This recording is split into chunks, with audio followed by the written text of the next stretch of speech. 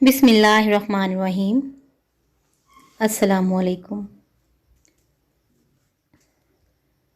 سب دیکھنے والوں سے گزارش کروں گی کہ ایک بار درود شریف پڑھ لیں، کیونکہ ایک بار درود شریف پڑھنے والے پر اللہ تعالیٰ کی ذات 10 مرتبہ رحمت نازل فرماتی ہے۔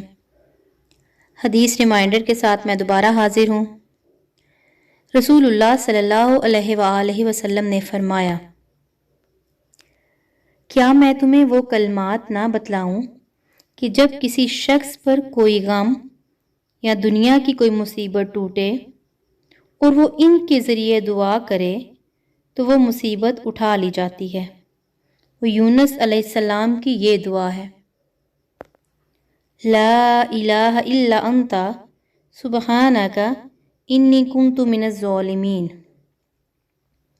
الہی، تیرے سوا کوئی معبود نہیں، تو پاک ہے، بے شک میں ظالموں میں ہو گیا۔ صحیح الجامع 2605۔